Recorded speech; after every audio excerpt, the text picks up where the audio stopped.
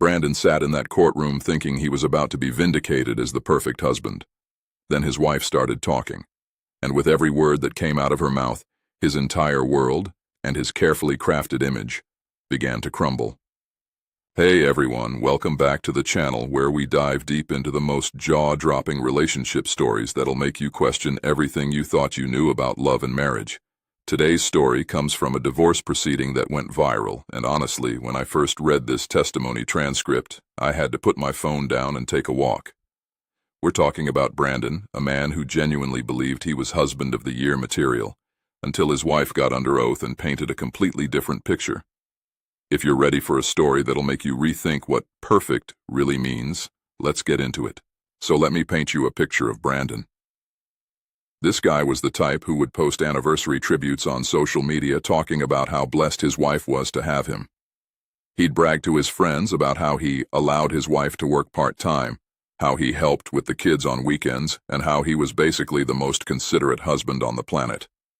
In his mind, he was doing everything right. He provided financially, he didn't cheat, he didn't hit her, so obviously he was winning at marriage, right? Wrong. So incredibly wrong. But here's what Brandon didn't realize. While he was busy patting himself on the back, his wife Sarah was drowning.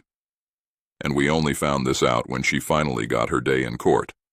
Because what Brandon called being helpful was actually him doing the bare minimum. What he called being generous was him controlling every dollar that came into their house. This man literally made his wife ask permission to buy groceries that cost more than his arbitrary budget.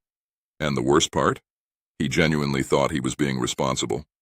Now here's where it gets really dark, and this is the part that made me understand why this testimony went viral. Brandon had convinced himself that his controlling behavior was actually love. He monitored Sarah's phone because he worried about her safety. He chose her clothes because he wanted her to look her best. He decided which friends she could see because he knew what was best for their family. This man had gaslit himself so hard that he couldn't see he was being abusive. He thought he was being protective. So what finally pushed Sarah to file for divorce? Get this. Brandon started making parenting decisions without consulting her, then got mad when she questioned him. We're talking about him enrolling their kids in activities, choosing their schools, even deciding their bedtimes, all while telling Sarah she was being emotional when she tried to have input. This man really said his wife was being dramatic for wanting a say in raising her own children. The audacity is astronomical. And here's the kicker.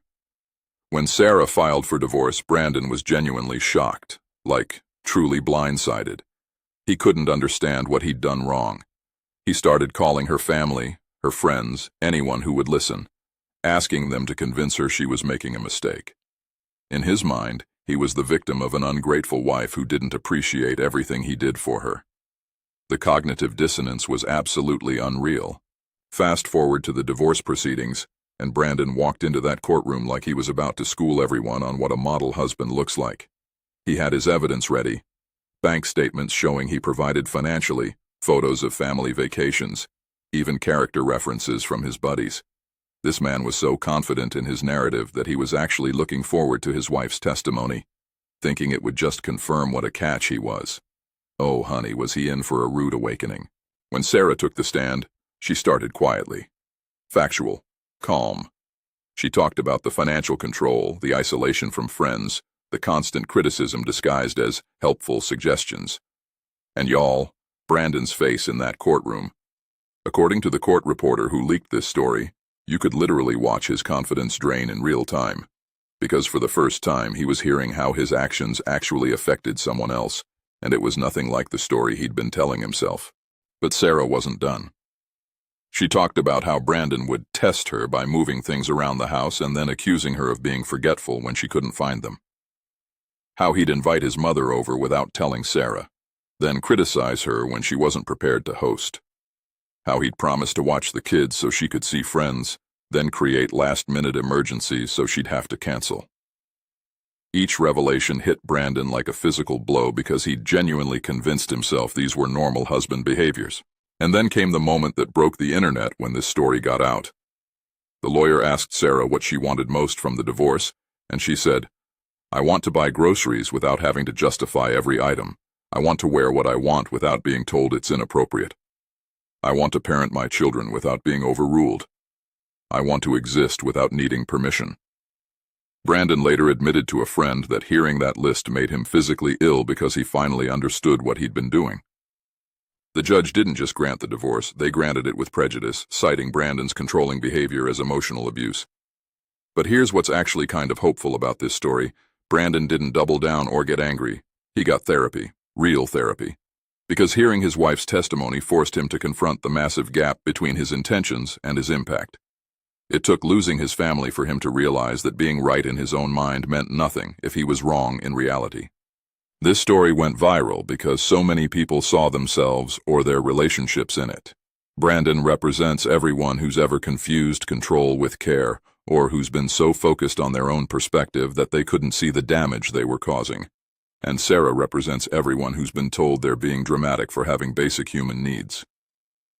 The scariest part isn't that Brandon was intentionally malicious. It's that he was completely oblivious to his own behavior.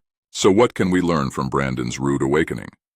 That good intentions without self-awareness can be just as damaging as malicious ones. That marriage isn't about one person being grateful to the other. It's about mutual respect and partnership.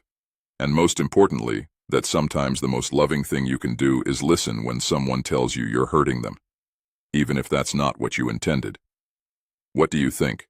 Was Brandon's ignorance an excuse, or just as harmful as intentional control? Let me know in the comments below, and if stories like this fascinate you as much as they do me, hit that subscribe button because, trust me, we're just getting started.